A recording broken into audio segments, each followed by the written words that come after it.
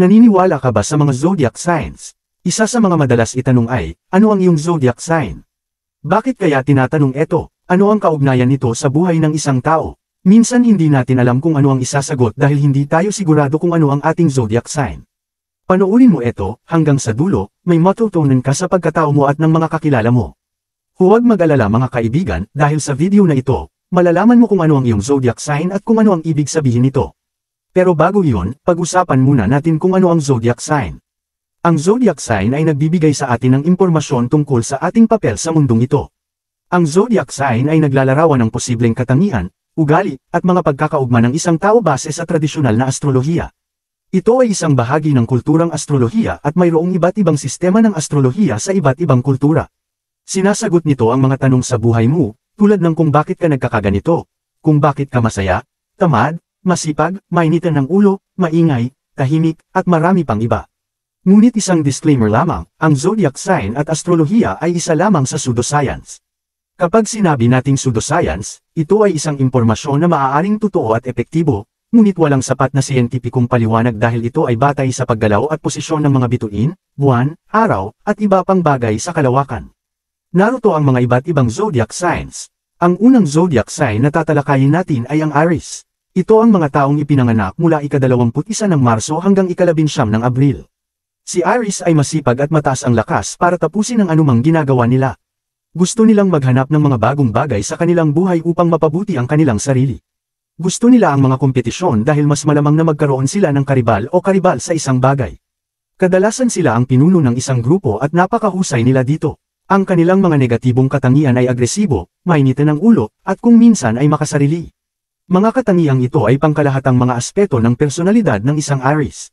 Ngunit, tandaan na bawat tao ay may kanikanyang unikong pagkatao at kahulugan sa buhay na hindi laging nasusumpungan sa kanilang zodiac sign. Ang pangalawang zodiac sign ay ang Taurus. Ito ang mga taong ipinanganak mula ika-20 ng Abril hanggang ika-20 ng Mayo. Ang Taurus ay maaasahan at madaling kausap. Isang tawag lang sila kung may problema ka. Sila ay maaasahan at may mahabang pasensya. Gayunpaman, ang Taurus ay matigas ang ulo at hindi gusto ang mga pagbabago. Gusto nilang baguhin ang kanilang routine, pabahay, trabaho, at buhay pag-ibig. Kaya kung na-in-love ka sa isang Taurus, tiyak na magtatagal ka kung wala kang problema. Ang pangatlong zodiac sign ay ang Gemini. Ito ang mga taong ipinanganak mula ika-21 ng Mayo hanggang ika-20 ng Hunyo. Ang mga Gemini ay mahilig makipag-ugnayan sa ibang tao at magaling silang makipagkaibigan. Sa madaling salita, sila ay palakaibigan. Mahilig sila sa mga kwentuhan, chismis, at mas masaya sila kung may kausap sila. Napaka-easygoing nila dahil hindi sila nagsasayang ng oras sa chismis. Ang ika-4 na zodiac sign ay ang Cancer. Ito ang mga taong ipinanganak mula ika-21 ng Hunyo hanggang ika-22 ng Hulyo. Napaka-supportive at mapagmahal sila. Gagawin nila ang lahat para matustusan ang kanilang pamilya kahit na wala silang mabuhay. Ang pinakamahalagang bagay para sa Cancer ay ang kanilang tahanan at pamilya kung saan sila nakakaramdam ng pagmamahal. Gusto nilang malinis ang kanilang tahanan at mahilig silang bumili ng mga bagay para sa kanilang tahanan tulad ng mga kasangkapan at halaman. Ang kanilang negatibong panig ay sila ay matigas ang ulo. Ang ika-5 zodiac sign ay ang Leo. Ito ang mga taong ipinanganak mula ika-23 ng Hulyo hanggang ika-22 ng Agosto. Sila ay matapang, masayahin, at nagbibigay. Masaya silang magkasama, pero may ugali sila na gusto nila palagi silang pinapansin ng mga tao. Sa kabila ng kanilang malakas na personalidad, ang mga Leo ay maaasahan at tapat sa kanilang mga kaibigan at minamahal. Mahalaga sa kanila ang loyalty sa mga relasyon. Ang ika-6 na zodiac sign ay ang Virgo. Ito ang mga taong ipinanganak mula ika-23 ng Agosto hanggang ika-22 ng Setyembre. Sila ay mapagpakumbaba, responsable, at organisado. Sila yung tipo ng tao na hindi makakalimutan ang assignment nila. Magaling silang magbigay, may malinaw na memorya, at hindi nagatubiling magbigay sa iba. Madalas ang mga Virgo ay mayroong pagkakainteres sa sining at literatura. Mahilig sila sa mga bagay na may halaga at may saysay. Ang kanilang negatibong panig ay sila ay mga perfectionist at kung minsan, sila ay masama. Ika-7, ang mga Libra. Ito ang mga taong ipinanganak mula ika-23 ng Setyembre hanggang ika-22 ng Oktubre.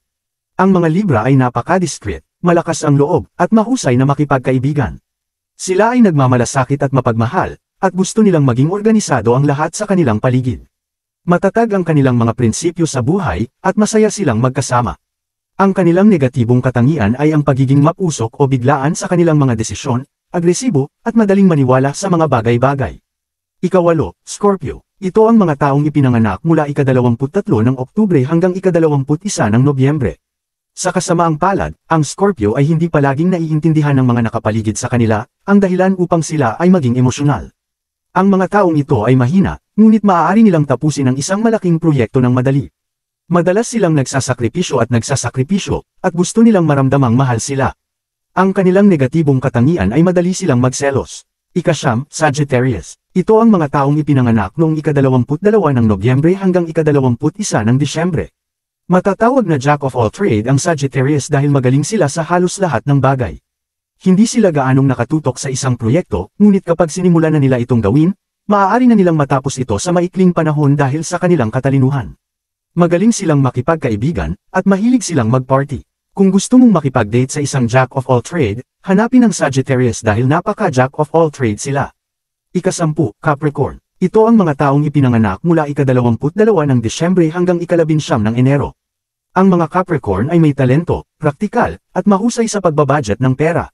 Gustong-gusto ng mga Capricorn na lutisin ang kanilang sariling mga problema, at hindi nila ito ibinabahagi sa iba dahil ayaw nilang maawa.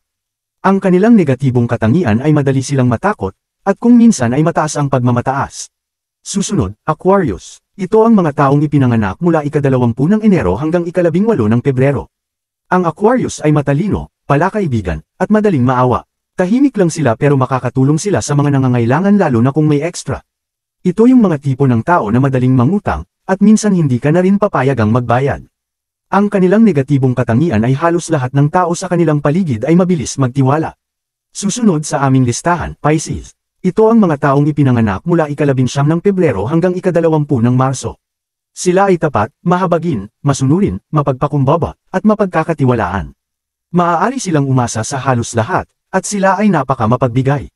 Nakakaramdam sila ng kaligayahan at inspirasyon sa mga bagay na may koneksyon sa sining at kalikasan. Ang mga katangian na ito ay pangkalahatan at maaaring magkaroon ng individual na pagkakaiba. Mahalaga rin ang iba't ibang bahagi ng birth chart at personal na karanasan sa pag-unawa sa kumpletong personalidad ng isang Pisces.